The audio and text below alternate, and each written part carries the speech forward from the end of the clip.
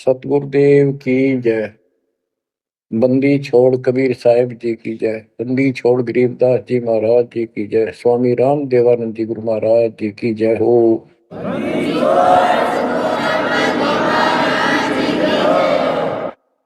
सर्व संतों की जय, सर्व भक्तों की जय, धर्मी पुरुषों की जय। श्री काशी धाम की जय, श्री सुडानी धाम की जय, श्री क्रोथा धाम की जय, श्री बरवाड़ा धाम की जय। सत साहिब परम पिता परमात्मा कबीर जी की सीम कृपा से बच्चों आपको सूक्ष्म वेद का ज्ञान प्राप्त है। आप सूक्ष्म वेद बांच रहे हो, सूक्ष्म वेद सुन रहे हो, पढ़ रहे हो। ऋग यजु है श्याम अथर्व, चारों वेद चितभंगी रे। सूक्ष्म वेद बांच साहेब का, सोहंसा सतसंगी रे। सूक्ष्म वेद बांच साहेब का, सोहंसा सतसंगी रे। तीन लोक और भवन चतुर्दश, कोई नहीं सत्संगी। बच्चों ये बातें यदि आप पहले सुनते, आपको यह सब प्रमाण, ये संपूर्ण ज्ञान प्राप्त ना होता, तो आपका माथा ठनका हो, आपके मन में सौ सौ दोष दास के प्रति आते कि ये पता नहीं क्या बकवास करता है, क्या किसी को भी ज्ञान नहीं।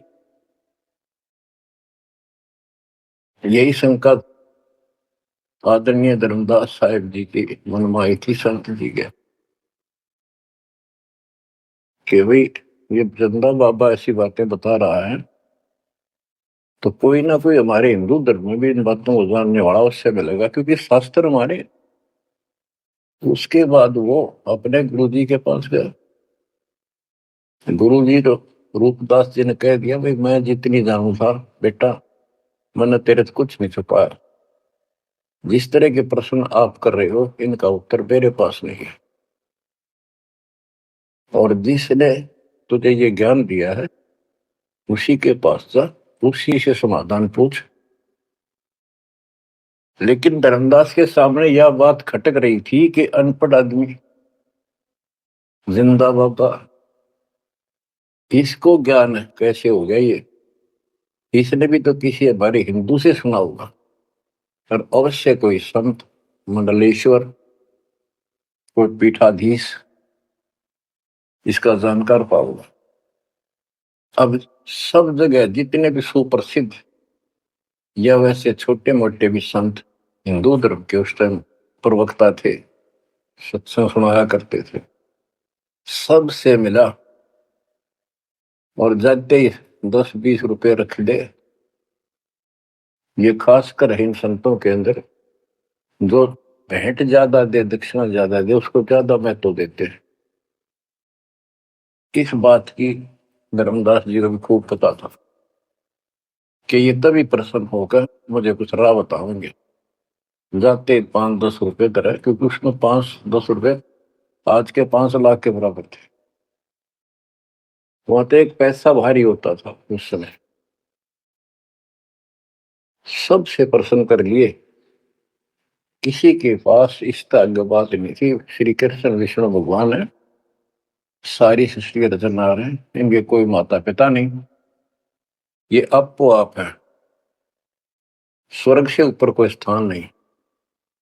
आखिर में हार के, थक के और कति बुरी तरह रोए कि अब के बने। परमात्मा फिर भी उसको, जब वो धक्के खा के आ रहा था, एक अन्य हिंदू साधु के रूप में एक पेड़ के नीचे बैठ गया, नदी के किनारे। 5-7 भगत और बैठे थे उसके पास। जिज्ञासु वैसे ही बाबा भी चलता फिरता था। धर्मदास जी के रास्ता उसके साथ से था, उसने सोचा चल आगे, आगे चल। ऐसे ऐसे मंडलेश्वरों के पास घूमया और साधु का रूप दाता ने बना रखा था। फिर मालिक की प्रेरणा अपने बच्चे को लेना था सर। उसी समय प्रेरणा हुई कि काफी देर से चल रहा हूं, विश्राम भी करना है, यही कर लेता हूं और इसकी तलाशी भी ले लेता हूं। वहां बैठ गया जाकर और बैठे थे, इतना तो बोलना कोई नहीं। वो दूसरे उठ कर चले गए। जब एकला रह गया, परमात्मा बोले, धर्मदास खोज लिया तत्व ज्ञान, मुझे बता दे कि मिला होता कितना। आंखें फटी की फटी रह गिर, मालिक उसी समय उसी रूप में आ गए। बच्चों, इस नरक से निकालने के लिए उस मालिक ने अपने एक बच्चे के लिए कितना कुछ करना पड़ा, कितने खाड़े कर दिए।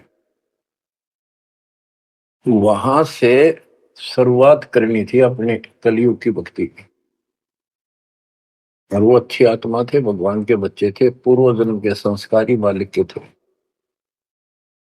जैसे सम्मन था, सम्मन ने कितनी कुर्बानी दी थी, बेटा काट दिया मालिक के नाम पर। अब उसके लिए खाड़े करे थे परमात्मा ने, कहाँ कहाँ कैसे बंदी बने, कोड़े खाए, उसकी शेर बिस्तर बिछाए। किसी जन्म का ये धर्मदास जी भी ऐसे ही कुर्बान आत्मा था, लेकिन ये ठीक से टिके नहीं क्योंकि ज्ञान संपूर्ण नहीं था। इसलिए मालिक उसके लिए फिर वहां बैठ के जाकर धर्मदास जी परमात्मा के चरणों में गिर के अपनी ढीठता,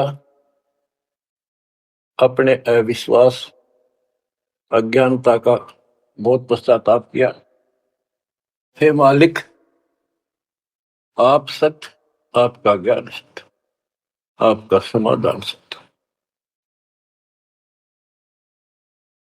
परमात्मा बोले, ये प्रेरणा मैंने की थी तेरे अंदर। काल का बेटा बहुत लंबा जुगाड़ है, बहुत लंबा षड्यंत्र।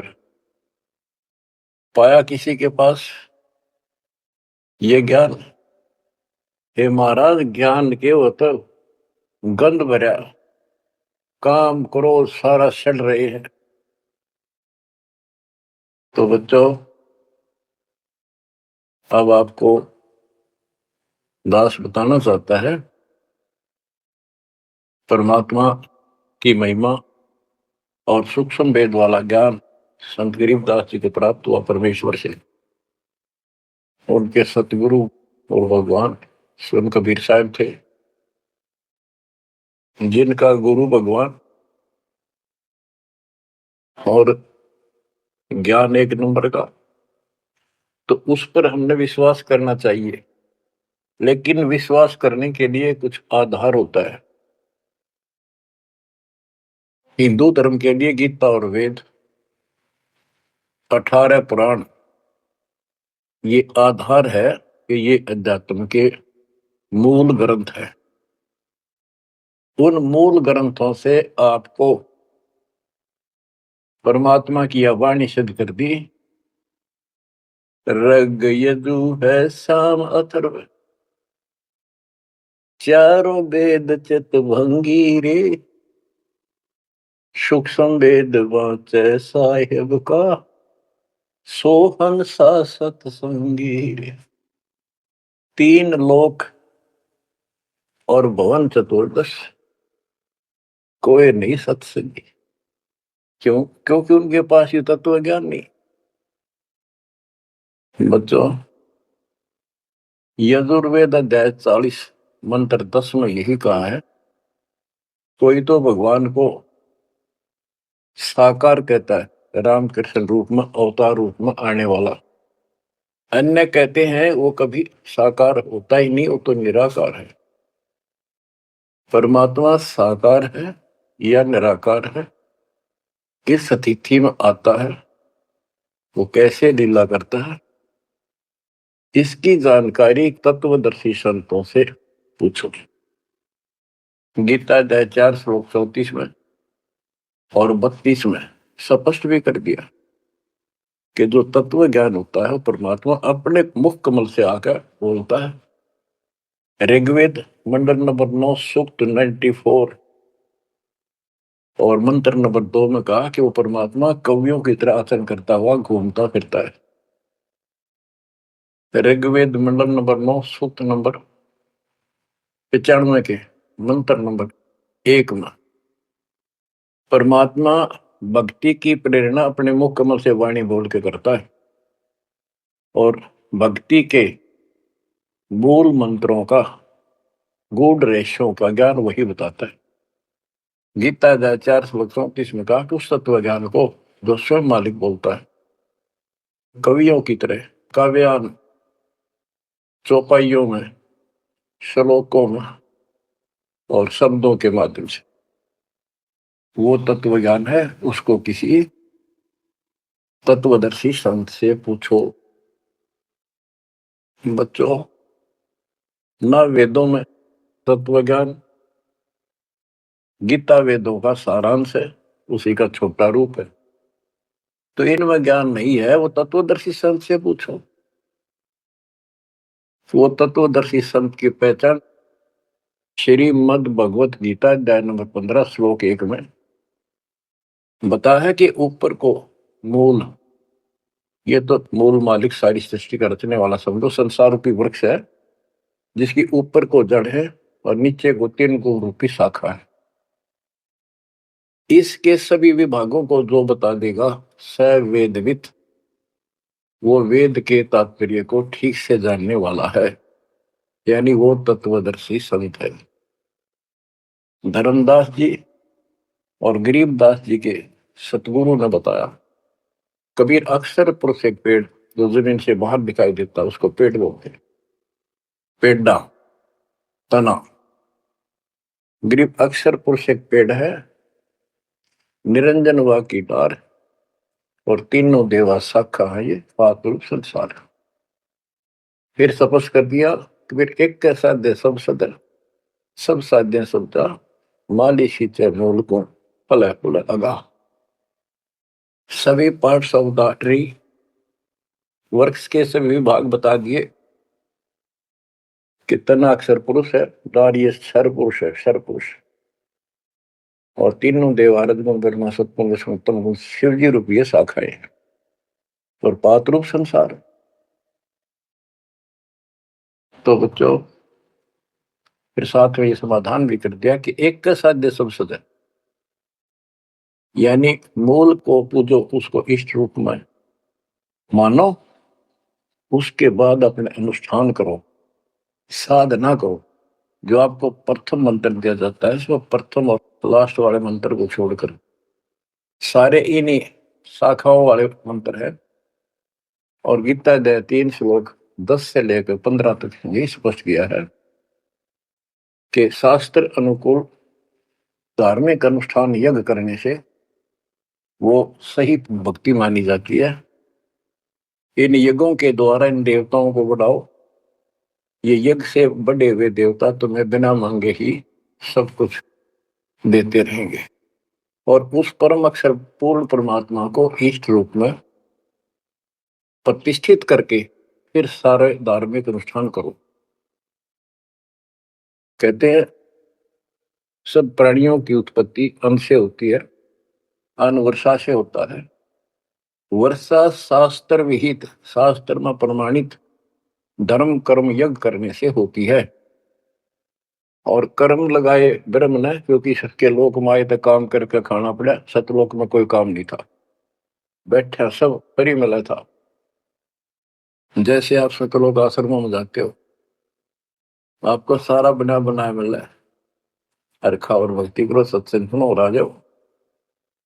फिर बताया है कि सब प्राणियों की उत्पत्ति अन्न से होती है, अन्न वर्षा से होता है। वर्षा शास्त्र विहित, शास्त्रों के अनुसार किए गए अनुष्ठानों से होती है, यज्ञ से होती है। और यज्ञ शास्त्र अनुकूल कर्मों से होती है। कर्म लगाए ब्रह्म ने, ब्रह्म की उत्पत्ति हुई अक्षर पुरुष से। और अक्षर पुरुष यानी अक्षर का अर्थ यहाँ पर अविनाशी है, और जहां पर प्रकरण होता है एक से अधिक, अक्षर का अर्थ ही अविनाशी होता है। लेकिन सरपुरुष अक्षर पुरुष, सरपुरुष ब्रह्म है, ये काल है 21 ब्रह्मांड का स्वामी, अक्षर पुरुष 7वें ब्रह्मांड का स्वामी। और फिर परम अक्षर ब्रह्म क्यों कहा, परम अक्षर पुरुष, कि वो सब का मालिक वो है। तो इस प्रकार आध्यात्मिक ज्ञान को समझना है, और उस परम अक्षर ब्रह्म को योगों में प्रतिष्ठित करके सारे अनुष्ठान करने चाहिए, तब सफलता होगी। कबीर साहब ने बताया, कबीर एक कैसा दे सब सदे, सब साध्य सबका माली सींचे मूल को बुलागा। पुण्यात्माओं, इससे सिद्ध हो गया कि किसी के पास भी वेदों से हटकर ज्ञान नहीं था, वेदों में वो ज्ञान है ही नहीं जिसकी हमें जरूरत थी। इसलिए क्या रहा, अब इसके ऊपर चलेगा सत्संग शेष, संत गरीबदास जी की अमर वाणी, अथ कथनी बिना करनी का होगा। इसमें से कुछ वाणी सुनाएगा दास। जैसे आपको बताया गया कि काशी विद्यापीठ पढ़ कमरा बनाते थे, उनको विद्वान माना जाता था, उनकी दुकान बढ़िया चला करती थी यहाँ भोले समाज में। तो गरीबदास जी उस पढ़ाई के बारे में कहते हैं जो वो पढ़ा करते, केवल लोगों को ठगने के लिए। गरीब पढ़ना गुण ना चातुरी, यह तो बात सुगम, सत सुकृत और बंदगी, या है बात अगम। के गीता वेद पुराण पढ़ लिए, चतुरता दिखा दी, बड़े बड़े लेक्चर झाड़ दिए, ये तो बहुत आसान है। लेकिन सत सुकृत, सच्ची भक्ति, सत्य अच्छे कर्म और भक्ति, सच्ची भक्ति, बंदगी, प्रणाम, बंदगी के अंदर वजह सारा कुछ आ जाता है, भक्ति भी आ जाती है, मंत्र भी आ जाते हैं, प्रणाम भी आता।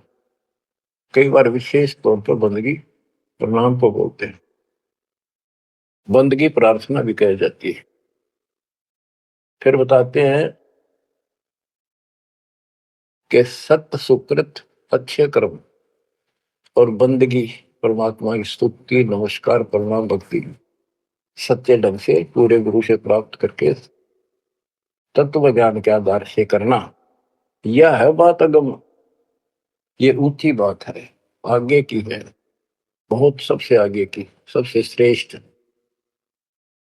गरीब पढ़ना गुण ना रोग है, उलझे दुनिया माही, 52 अक्षर में बंद रहे, आगे की सुध नाही।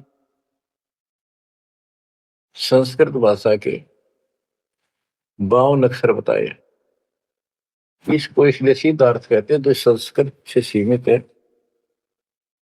इन ग्रंथों तक सीमित है, इनमें वो ज्ञान है नहीं, ये उलझे दुनिया में, ये 184 के चक्कर में रह गए। गरीब पढ़े गुणे पावे नहीं, अनपढ़ने से न्यार, अनकोचर छंद है कैसे पावे पार। कहते पढ़े गुणे पावे नहीं, अनपढ़ने से न्यार, यानी जो चतुरता दिखाने के लिए पढ़ते हैं वो कभी नहीं परमात्मा प्राप्त कर सकते, ना वो ज्ञान मिले। अनपढ़ने से न्यार, के बिना पढ़े भी बात नहीं बने। अब जैसे आप अक्षर ज्ञान प्राप्त कर रहे हो, आप भले अपनी रोजी रोटी के लिए कर रहे हो, लेकिन अब इस पढ़ने से आपको अपने मूल ग्रंथ समझ में आ जाएंगे। ये सूक्ष्म वेद है, इसके अंदर जो गूढ़ रहस्य है वो अन्य वेदों से भी उत्तम और गहरे हैं। इसमें कह दिया पढ़े गुणे पावे नहीं, यह पढ़ाई है वो तो मूर्ख बनाने की। अनपढ़ने से नार, जो नहीं पढ़े वो भी दूर रहेंगे। हमारे को अक्षर ज्ञान नहीं था, इसलिए हम इन चतुर लोगों की बातों में फंसे रहे। गरीब वेद कथें चित चूक है, मन में मान मरोड़, कहने मात्र के तो पंडिता, ये होते लिखे ढोर। कि इन वेदों के पढ़ने मात्र से कुछ भी हासिल नहीं होना, क्योंकि वो ज्ञान है ही नहीं जी। अपने को जरूरत है मोक्ष प्राप्त हो, और वो ज्ञान मालिक प्रत्येक युग में आकर बोलते हैं, पर कदर नहीं बनी। गरीब वेद कथे चित चूक है, मन में मान मरोड़, अहंकार, और कहने मात्र के तो पंडित है, ये वो दिल्ली के ढोल के 84 लाख योनियों में जाएंगे। अब जैसे एक बहुत ही अच्छा उदाहरण दिया संत गरीबदास जी ने, तो ये गाना बजाना समय के अनुसार शब्द भी सुनाए जाते हैं, और ये कड़वी गोली भी खिलाई जाएगी, तभी ये रोग कटेगा। सारा ट्रीटमेंट कंप्लीट करना पड़ता है। अब ध्यान से सुनो। पुराने समय में तिलों से तेल निकाला जाता था। वो व्यक्ति जो काम ये करते थे उनको तेली बोलते थे। वो एक कोल्लू लगाते थे। वो कोल्लू एक मशीन होती है जिसमें 3-4 गिरारी सी होती, मोटी मोटी, भारी भारी, और उसके ऊपर एक ऐसा पात्र लगा होता है जिसमें नीचे सुराख होता है, और उसमें सरसों डाल दी, तिल डाल दिए, तो धीरे धीरे नीचे जाता रहता। कोल्लू चलता है एक लंबे लकड़, लंबा लकड़, कम से कम भी 15-20 फुट लंबा। उस कोल्लू को चलाने के लिए एक लंबा लकड़ फंसा के, और उस लकड़ को पाट बोल रहा हूं, लाठ पाट, उसको बैल से चलाया जाता था। और वो बैल उस लकड़ की जितनी लंबाई होती है उसके में ही सर्कल में घूमना होता था उसको। वो सर्कल होता था, उसके एक सर्कल में घूमता था, सेम कति फिक्स्ड होता था उसका डायमीटर। उसी परिधि में वो बैल घूमता रहता था, और उधर से कोल्लू चलने से तेल निकलता। उस कोल्लू को चलाने के लिए एक बैल का प्रयोग किया जाता था। वो उस लकड़ लंबे लठ, 15-20 फुट, 25 फुट लंबे लठ के एंड पे, लास्ट में एक कुंडा डाल कर उसमें रस्सा बांध कर, और उस बैल के दोनों तरफ कंधे से बांध दिए जाते थे रस्से, और उसको चलाया जाता था। तब वो कोल्लू घूमता था, और उसमें डाले हुए सरसों या तिल, उनका तेल निकलकर बाहर आता था। वो तेली कहलाता था, और उसको खींचने वाला तेली का बैल क्या है। उस बैल के आंखों पर पट्टी बांध दिया करते थे, और एक आदमी उसके पीछे होकर 2-3 बार उसका लठ मारता जोर के, और वो बहुत तेज चलता। तो फिर उसको ये भय हो जाता कि लठ तेरे पीछे पीछे है। वो अपने आप स्पीड में रहता था, और इस तरह वो कोल्लू सारा दिन चलता था। बीच में थोड़ी बहुत देर पानी पिला दिया, चारा खिला दिया, फिर जोड़ दिया जाता। तो उसका केवल सीमित दायरा था, उससे 12 कदम भी नहीं जा सकता था वो। अब इसके ऊपर ये कुछ वाणियां आपको समझाने के लिए बताना पड़ा। इतना गजब का ज्ञान दिया इसमें, 100 का 100 सत्य है। गरीब वेद कथे चित चूक है, मन में मान मरोड़, कहने मात्र के तो पिंडता, ये हो तेली के डो। ये अगले जन्म में तेली के बैल बनेंगे।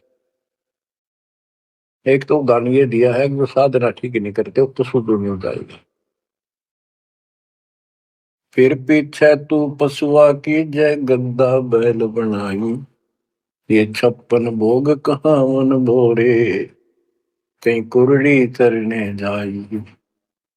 इस वाणी का तो ये अर्थ है। अब इसके ऊपर आगे देखो। गरीब आंख बंद है दिखे नहीं, चल मारो मार, तेली के तो बैल को, घर ही कोस हजार के आंख बांध दी बैल की और उधरता चालो मारो मार वो स्पीड से चलता रहता। उस तेली के बैल को उस सर्कल के अंदर ही सारा दिन एक महीने में 50,000 कोस एक महीने में तय कर देता, यानी एक कोस 3 किलोमीटर, यानी 1.5 लाख किलोमीटर वो एक महीने में पूरे कर देता। उसमें चल चल के इतना सफर तय कर लेता, रहता वही ठेकान, एक कदम उससे बाहर नहीं जाता।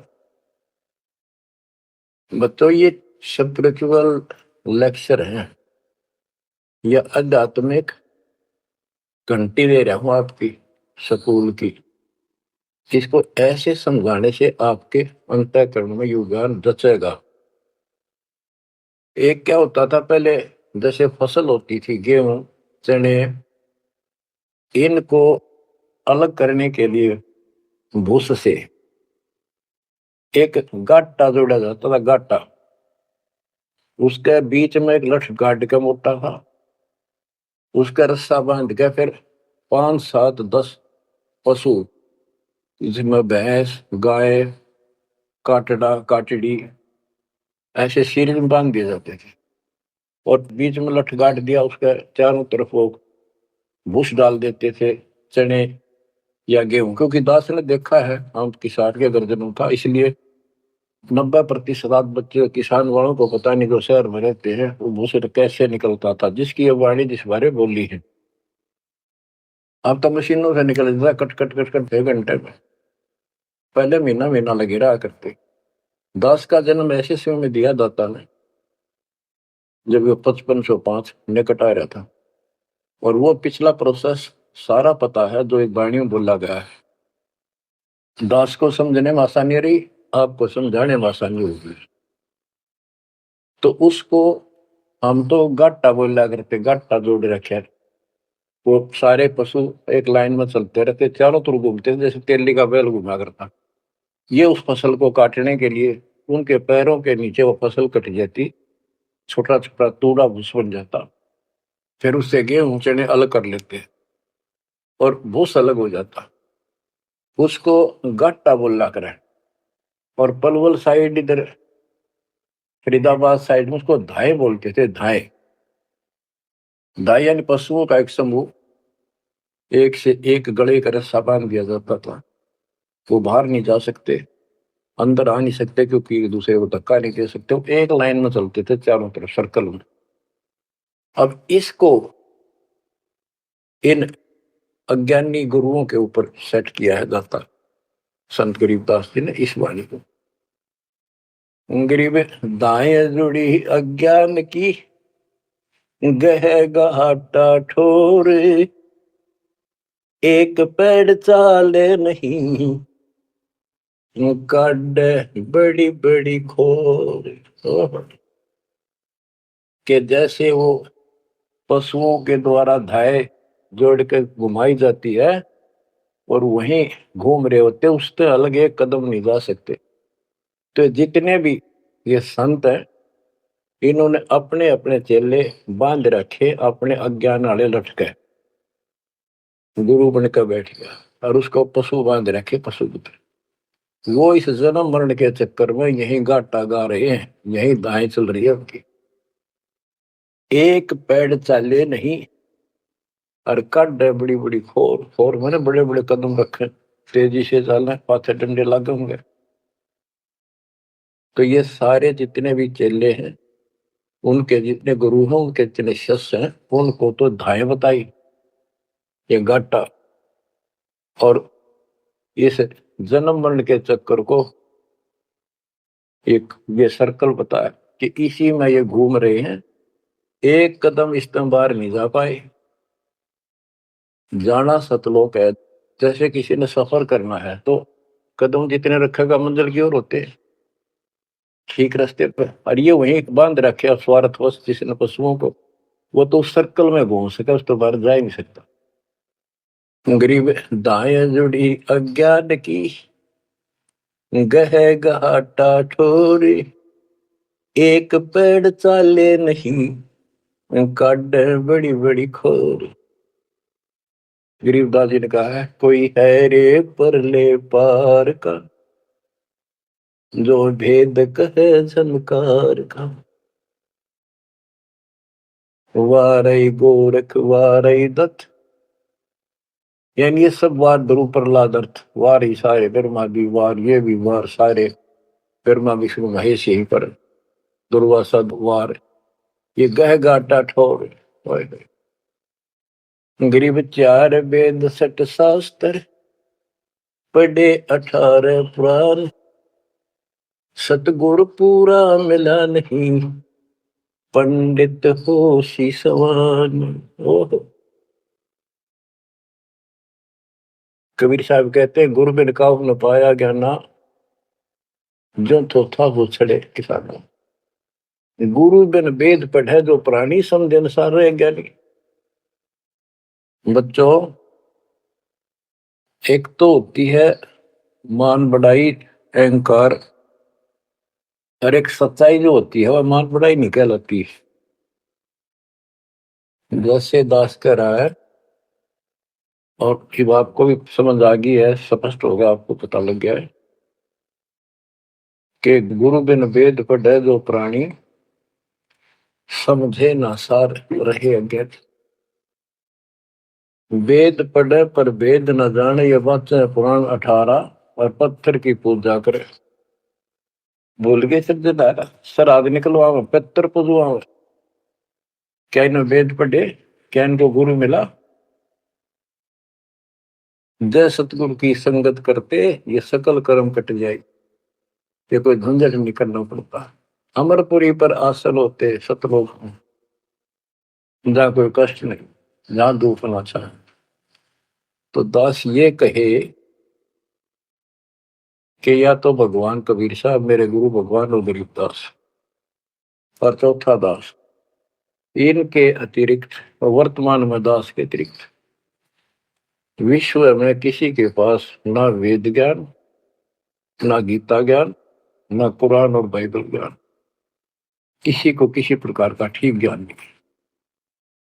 इसको कोई कहे ये मान बढ़ाई करता है, उसकी अपनी समझ है, अपनी सोच है, लेकिन यह 100% सच्चाई है।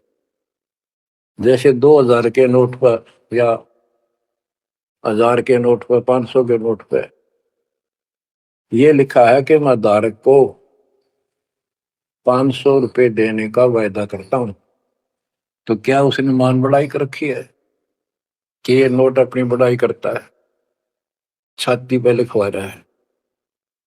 वो सच्चाई है, वो लिखना भी जरूरी है।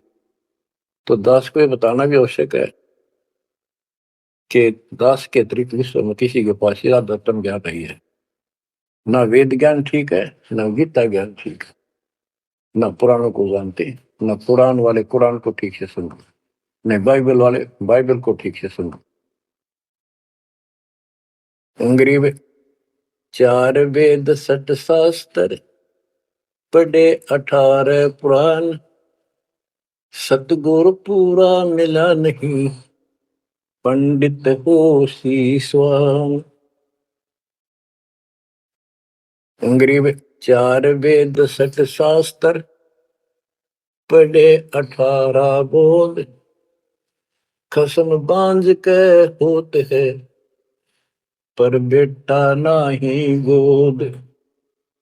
एक अजब गजब उदाहरण दिया है कि इन 4 वेद और 18 पुराणों को पढ़ने से तो ऐसी दशा है, ये दिखे पंडित गुरु शिष्य दोनों हैं, गुरु भी हैं, उनके शिष्यों की कमी नहीं, लेकिन बांध स्त्री का संतान नहीं होती, उसका पति भी होता है। इसी प्रकार इनके गुरु भी है, ये शिष्य भी है, इनमें भक्ति रूपी लाल बनेगा नहीं। बच्चों, एक एक बात कह नहीं सकता, लाख टके की है, अरब टके की। गरीब भावे 100 करोड़ गीता पढ़ो, 100 करोड़ भागवत, बिना सतनाम व्यर्थ है, बचे काल न मौत। गरीब घृत अग्नि में डाल कर, पंडित कर है होम, सुरो वासना जात है क्या करत है ओम। गिरिव सुमरण सेवा बंद की सब कोई जानत खूब। बिन सतगुर क्यों पाइए कबीर से महबूब। ओए होए। के ये पंडित लोग हवन करते हैं, इसका क्या लाभ है कि देवताओं तक इसकी वासना जाती है, स्मेल गुड स्मेल जाती है, और जिसके वश होकर वो हमें यहाँ राहत देते हैं।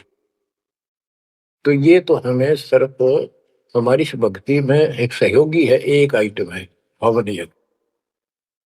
हमने पांचों करनी पड़ेंगी तब ज्यादा लाभ होता है। किसी रोग का ट्रीटमेंट पूरा ही करने से बात होती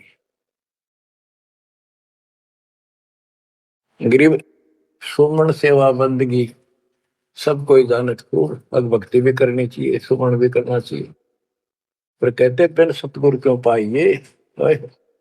सतगुरु के बिना कैसे मिलेगा वो कबीर से महबूब। वो भगवान कबीर से ऐसे प्रिया, तो फिर ये भगवान हमारे कैसे पाओगे। ये दूसरे संत बनावटी इतने गजब के हो जाएंगे, क्या बात। सिर पे उस्तरा करा लिया, माथे पर 3 तिलक, माला 4-5 डाल ली, लाल भगवा वस्त्र धारण कर लिए, अनु बैठ जाते हैं कतिया करके। गरीबदास जी कहते हैं गरीब कोरा कलश कुम्हार का, ऊपर चित्र अनूप, वस्तु नीति समझ है जैसे जलवन को। ऊपर तो ढूंढा साध का, अंतर रख्या खो। ऊपर तो साधु दिखे गजब का, बनावटी सी जबरदस्त, जैसे कुम्हार का, यानी कोरा कलश कुम्हार से लाए, उसके ऊपर कितनी अच्छी चित्रकारी होती है, उसमें जल है नीचे चट है उस चित्रकारी में। ऊपर का दिखा क्रमिया जो संत ऐसा है जिसके पास यथार्थ ज्ञान नहीं है, वो तो ऐसा है जैसे कोरा कलश कुम्हार का, ऊपर चित्र अनूप, वस्तु नीतिस्मद है, जिसके लिए लाए तो जल है नहीं मीठा। और जैसे जल बिन कुआं, जैसे कुआं बिना पानी का के काम। गिरी पांचों मुद्रा पिंड में, आग बुजुर्ग शरीर, 52 गंडे गंग है खेवट जहां कभी। कहते ये शरीर, स्थूल शरीर में 5 मुद्रा है, उन्मनी खेचरी भूतरी चाचरी आदि, और इससे आगे बदर शरीर है, सूक्ष्म शरीर और है। कहते उससे पार करने के लिए सतगुरु कबीर साहब का सच्चा गुरु मिलेगा जो बात पड़ेगी।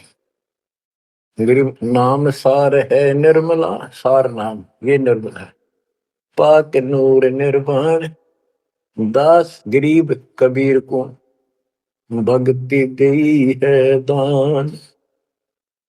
बच्चों ये अमृत वचन है, बहुत गूढ़ और गहरे है, और आपके लिए जैसे गीता उंगलियां पर उठवा दी, वेदों का सार निकाल के आपके समझ रख दिया। छोटे छोटे बच्चे समझ रहे इस बात को, जो तीसरी चौथी कक्षा में पढ़ रहे, और जो इन काशी विद्यापीठ में पढ़ने वालों के आज तक समझ नहीं आई। तो who is Guru, who is सतगुरु, और हु इज गॉड, ये आप अच्छी तरह समझ चुके हो बच्चों। परमात्मा आपको इतना दर्द कर दे जैसे सम्मन की और सेऊ थे, आप इतने दर्द हो जाओ गरीब महिमा की जय संत की, तन मन धन सब दे, सिर मांगे टाला नहीं, मोर ध्वज लग ले। यानी ऐसी परिस्थिति परमात्मा के प्रति, किसी परिस्थिति ऐसी आ जाती है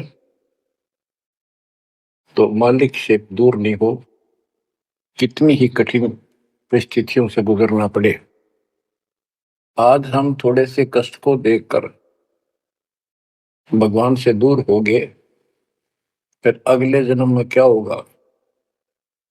फिर पीछे तू पशुआ की जय गद्दा बैल बनाई, ये 56 भोग कहाँ मन भोरे।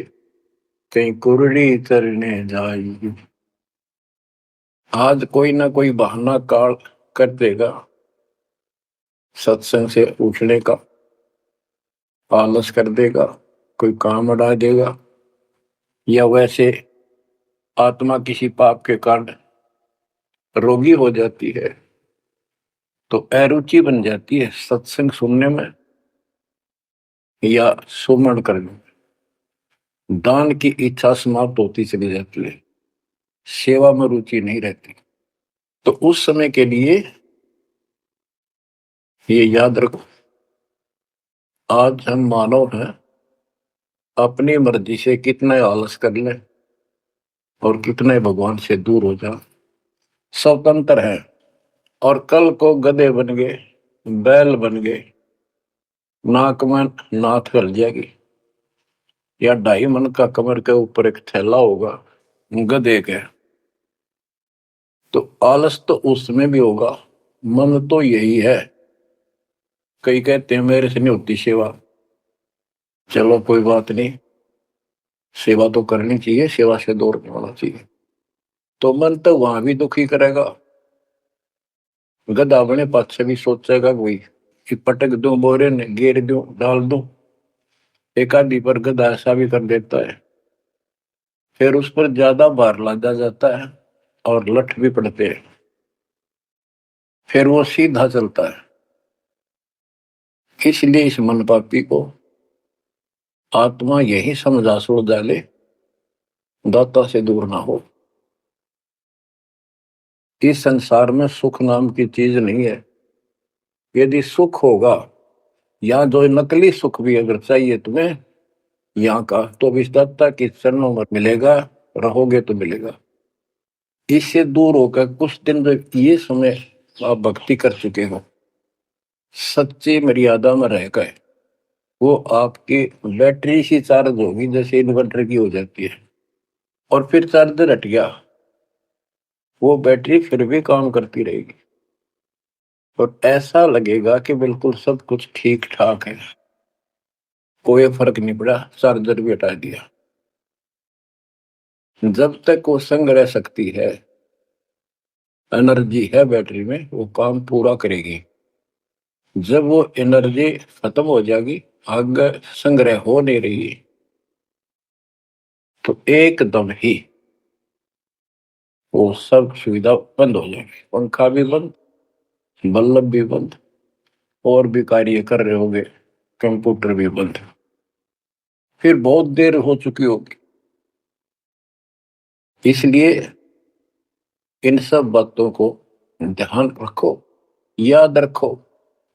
मुश्किल से दाव लगा 7.5 अरब आबादी में से आप ये थोड़ी सी आत्मा परमात्मा की शरण प्राप्त कर पाए हो, तो बच्चों परमात्मा आपको मोक्ष दे, अपने चरणों में रखे, आपकी तरफ बढ़े, कुर्बान हो जाओ। सत्संग सुना करो ढंग से, देख परमात्मा ने कहां से कृपा कर रखी है। आंख खोल लो ना, जो फूक निकली, और कोई नहीं पूछेगा, धक्के खाते करो कि कुत्ते को देखोगे। परमात्मा साथ इसलिए होगा कि हमारे और कामों में विशद करेगा, इसलिए मालिक पर ज्यादा ध्यान दो, काम करो, काम न को मना करें, उस काम में बरकत भी आप मिलेंगे। दाता आपको मोक्ष दे, सदा सुखी रखे, सत्साई।